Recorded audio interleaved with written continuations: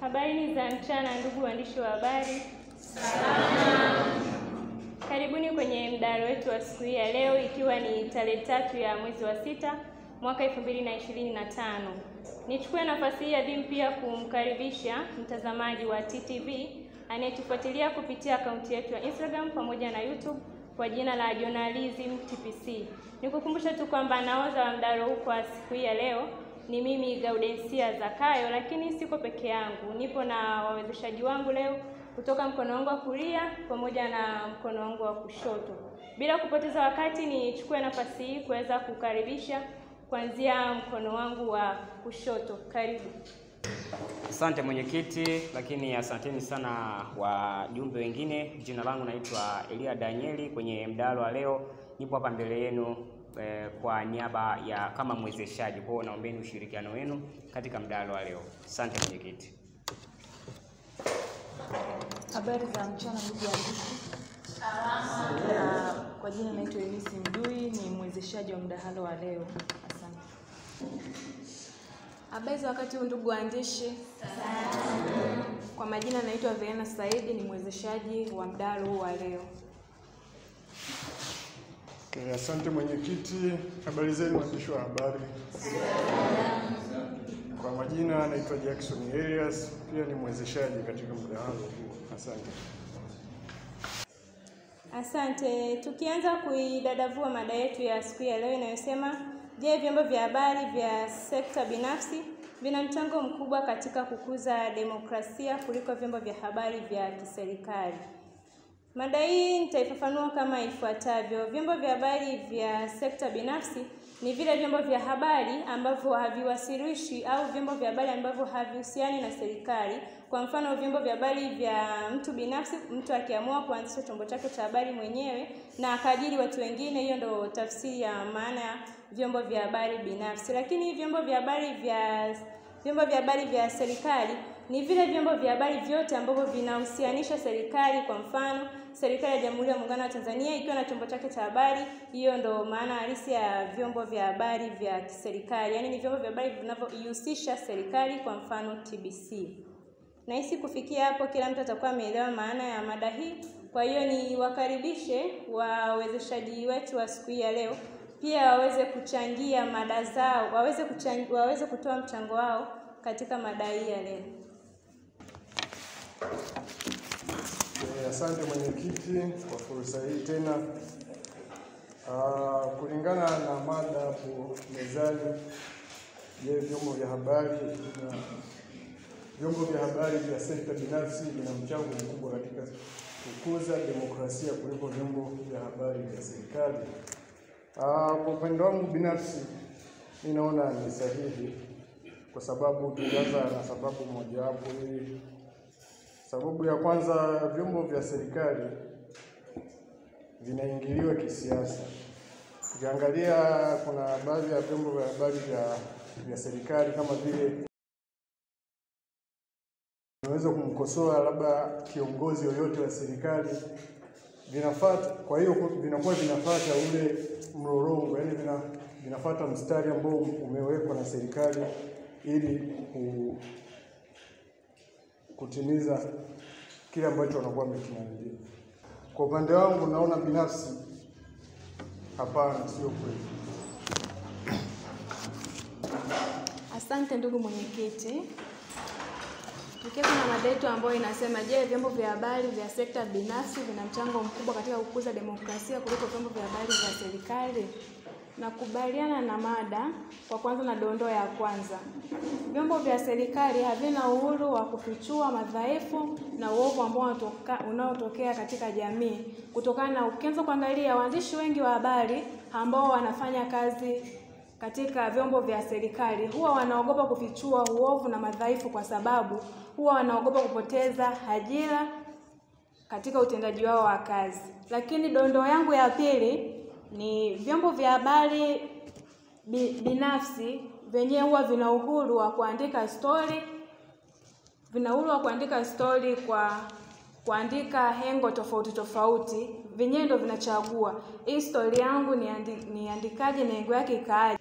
Tukihamia upande mwingine, mkono wangu wa kushoto, karibu Elia uweze kuchangia nawe katika mada hii ya leo. Asante sana ndugu mwenyekiti, kama ulivyonikaribisha na kurejea tena kwa mara nyingine kwa ajili ya kuchangia dondoo zangu. Kama mada inavyojieleza, je, vyombo vya habari vya serikali, vyombo vya habari vya sekta binafsi vina mchango mkubwa katika kukuza demokrasia kuliko vyombo vya habari vya serikali? Binafsi kwangu mimi naona vyombo vya habari vya serikali vina mchango mkubwa sana na vinakuza demokrasia, kwa sababu vyombo vya habari vya serikali ama vyombo vya habari vya umma huwa havitoi taarifa ambazo sio sahihi ama taarifa ambazo hizo ukasema kwa maana nyingine propaganda. Mfano, kuna baadhi ya vyombo vya habari vya sekta binafsi huwa vinachapisha maudhui ambayo sio sahihi, na ndio maana mara kadhaa tumekuwa tukishuhudia baadhi ya vyombo vya habari vikipewa taarifa kutoka kwa mamlaka ambayo inasimamia vyombo vya habari kwa maana ya TCRA pamoja na wengine kwa ajili ya kufungia hayo maudhui ambayo wamekuwa wakiyapandisha. Kwa hiyo kuna mchango mkubwa sana wa vyombo vya habari vya umma katika kuhakikisha vinakuza demokrasia. Asante ndugu mwenyekiti kwa kunipa nafasi hii kuchangia mada iliyopo mbele yetu ambayo inasema, je, vyombo vya habari vya sekta binafsi vina mchango mkubwa katika kukuza demokrasia kuliko vyombo vya habari vya serikali? Mimi nikianza na hoja ya kwanza itakuwa inakinzana na mada hii, kwa sababu vyombo vya habari vya serikali vimekuwa ni mojawapo ya vyombo vya habari ambavyo vinatoa taarifa ya kuaminika ama inakupa taarifa kutoka kwenye chanzo husika. Kwa mfano, wamekuwa wakifanya mahojiano na wanasiasa tofauti tofauti. Kwa mfano, labda kunakuwa na taarifa ambazo zinakuwa zimetoka, lakini vyanzo kupata taarifa hiyo vinakuwa kwenye vyombo vya habari vya sekta binafsi inakuwa haijawekwa wazi. Kwa hiyo vyombo vya habari vya serikali vimekuwa ni chanzo cha kutoa hizi taarifa na vyanzo vyake. Lakini pia dondoo zangu zingine zitakuwa zinakubaliana na mada hii, nikianza na dondoo ya kwanza kwamba vyombo vya habari vya sekta binafsi vimekuwa vina mchango mkubwa katika kukuza demokrasia. Ni muda wa wajumbe na wenyewe kuweza kushare au kutoa maoni yao au dondoo kuhusiana na mada yetu ya siku ya leo. Kwenye dondoo yangu kwamba ni kweli kwamba vyombo vya habari vya sekta ya binafsi vina mchango mkubwa katika kukuza demokrasia. Ni kwa sababu gani? Kwa sababu vyombo vya sekta binafsi huwa vinasaidia waandishi wa habari kupata ajira kwa haraka zaidi kuliko vyombo vya habari ambavyo viko kwenye upande wa serikali. Kwa sababu gani? Tumeona kwamba vyombo vya habari vya sekta binafsi vimekuwa na mchango mkubwa katika kutoa ajira kwa waandishi wa habari. Kwa mfano, vyombo vya serikali vikija kutoa ajira huwa ni vigumu sana. Lazima kwanza mwandishi wa habari mchunguze zaidi na lazima awe na elimu ya kutosha, kwa sababu vyombo vya habari vya serikali hutetea maslahi ya wananchi mara nyingi katika kulinda haki za wananchi kama kufichua maovu, nyingine kukuza maadili ya kitaifa. Mfano, serikali inaweza kufichua maovu kutokana na kama ukatili wa kijinsia katika jamii. Lakini moja kwa moja niingie kwenye hoja yangu ya kwanza, inasema kwamba vyombo vya habari vya sekta binafsi vipo kwa ajili ya kimaslahi yao binafsi. Kwa nini?